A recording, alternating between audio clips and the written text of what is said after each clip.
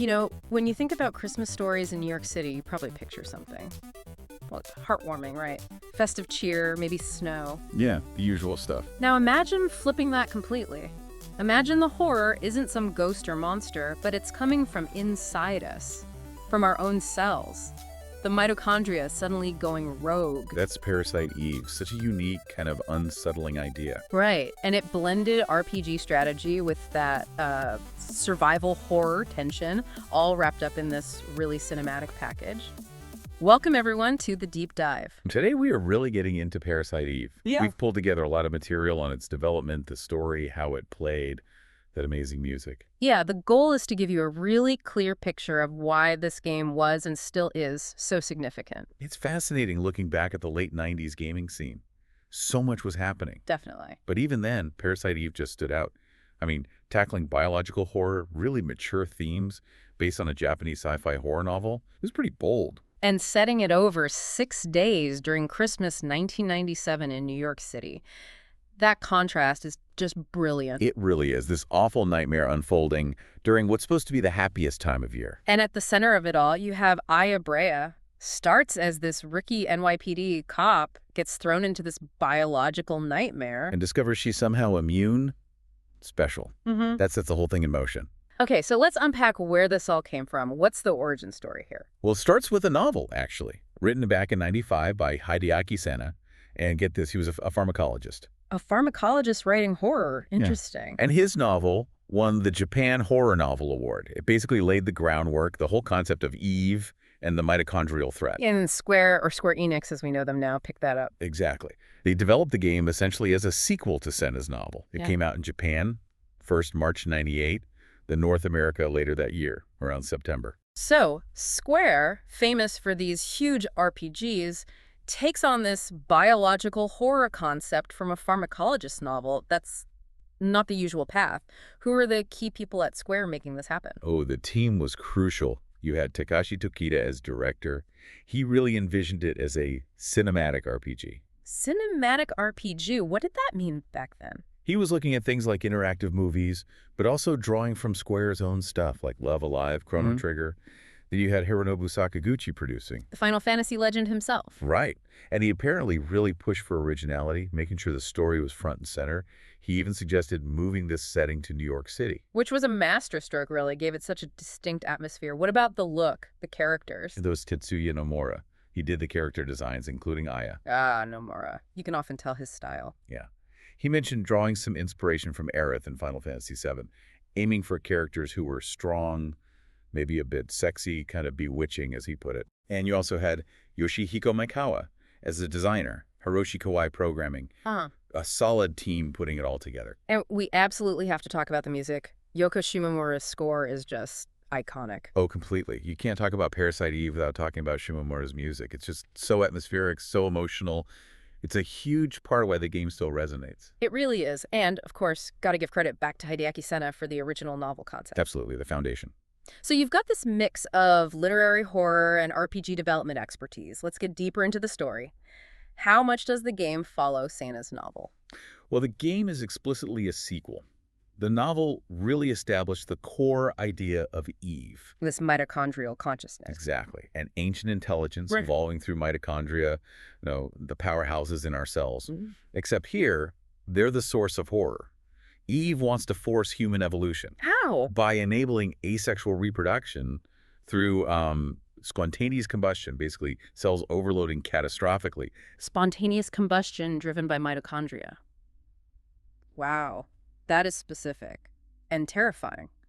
What were the key plot points in the novel? The novel gets pretty intricate. It involves a brain-dead woman, Kiyomi Nagashima, her researcher sister, and Kiyomi's kidney being transplanted into a teenager, Mariko Anzai. Okay, lots of moving parts. And Eve manipulates Kiyomi's husband, Toshiyuki, to help cultivate Kiyomi's liver cells. It's this whole web of biological manipulation and exploitation. Really dark stuff. So the novel sets that grim stage. How does the game continue from there? The game focuses on Mariko Anzai, who basically becomes the new Eve after the novel. But the game introduces Aya Brea as this unique figure, someone immune, connected to Eve somehow. Right. I is the key new element. Yeah, and we meet other important game characters, too. Daniel Dallas, Aya's NYPD partner, kind of the grizzled veteran. Right. Kunihiko Maeda, a scientist from Japan who understands what's going on. And Melissa Pierce, the opera singer. Ah, Melissa. The Carnegie Hall opening, chillin'. That sequence is legendary. Melissa becomes the vessel for Eve in the game. And like you mentioned earlier, that New York setting is vital. It's more than just scenery, isn't it? Absolutely. Seeing places like Carnegie Hall, Central Park, the Museum of Natural History, these familiar landmarks twisted by this biological horror during Christmas, it just creates this incredible, deeply unsettling vibe. It grounds the horror. So you have the novel's creepy science foundation, the game's continuation with Aya, all against this iconic yet sinister New York Christmas.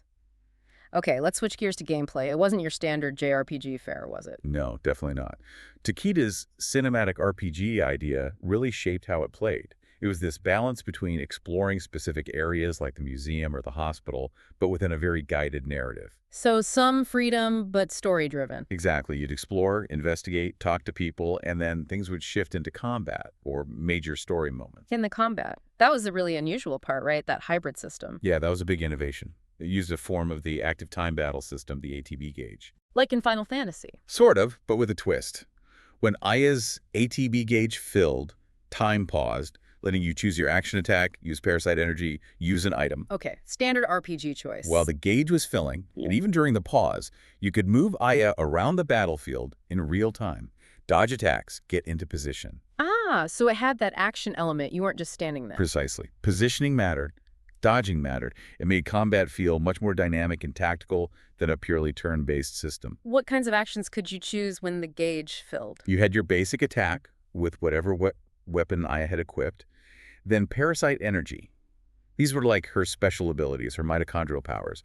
Offensive ones, defensive buffs, healing, like magic, basically. Yeah, okay. Then use items for healing or curing status effects, change weapon armor, which you could do mid-fight, and escape if things got too hairy. So a decent range of options. It still had those core RPG progression elements too, right? Yep. Leveling up and getting stronger.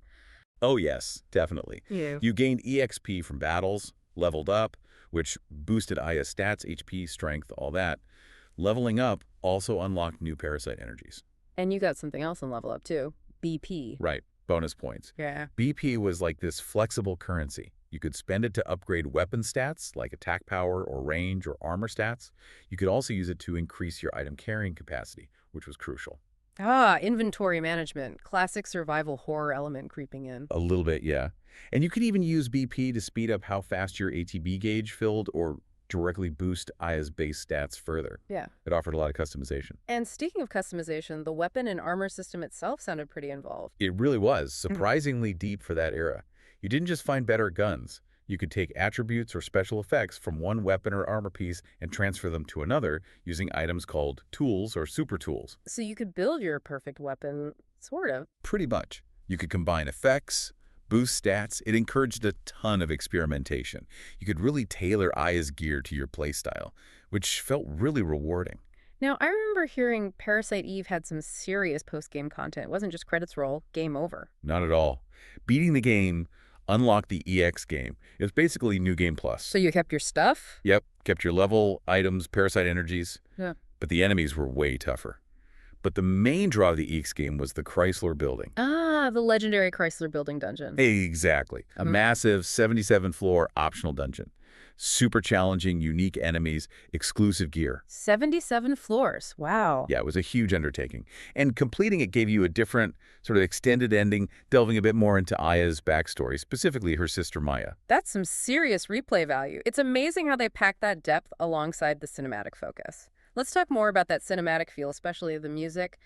Yoko Shimomura's score, what was she going for? Shimomura really wanted the music to reflect the game's core. She described aiming for something inorganic, maybe even emotionless at times, to capture that cold, biological horror. Inorganic. That's an interesting way to put it. Yeah, but at the same time, she needed to convey the human side, the emotion, the vulnerability. So the score blends these really disparate elements. You've got opera, electronica, ambient textures, orchestral stuff. That mix sounds complex. It is, but it works brilliantly. She'd use beautiful sounds in unsettling ways, kind of mirroring how the game takes something fundamental to life, mitochondria, and makes it terrifying. It really gets under your skin. So the music wasn't just background noise, it actively reinforced the theme. Absolutely. The colder electronic sounds matched the scientific horror, the mitochondrial threat. But then these beautiful, sad orchestral melodies would come in, highlighting Aya's struggle, the tragedy of someone like Melissa. It just tied everything together perfectly. And for people who love the music, there were soundtracks released, right? Yeah. 2 main ones came out in Japan. First was the Parasite Eve original soundtrack in May '98. That had the full score as you heard it in the game. Including the ending song. Yes, the ending theme, Somni Memorias. Really haunting track. It was sung in Latin originally, I think, then later Italian versions popped up. That soundtrack also had some nice orchestrated versions of key themes. And the second soundtrack was different. Completely different vibe. Okay. A couple of months later, July '98, they released Parasite Eve remixes. Remixes, like dance music. Pretty much. It was a 10-track album with rearrangements by Shimomura and other artists. Much more upbeat, kind of club-oriented electronic takes on the themes. An interesting contrast to the original score. Shows the versatility of the original themes, I guess. It's clear the music made a huge impact. Now, with all these systems, the combat, the customization, that massive EX dungeon, I bet players sometimes needed help. Were there strategy guides? Oh, for sure. A game like this, especially with the EX game and the complex customization, guides are almost essential for really digging deep. What was available for players here in North America? Brady Games put one out, the Parasite Eve, official strategy guide by David Cassidy, back in '98. It was pretty comprehensive maps, walkthroughs, item lists, enemy strategies, detailed breakdown of the weapon and armor stuff, everything you'd need, really. And in Japan, where it launched first? They had a couple. One from Katawaka Shoten, called something like the official fastest capture guide. Yeah. Sounded like it was focused on getting you through quickly. A speedrunner's friend, maybe? Maybe. And then there was a really in-depth one from Studio Ben Stuff, under the Famitsu label. It was called the Complete Guidebook, Kaitai Shinsho. Kaitai Shinsho.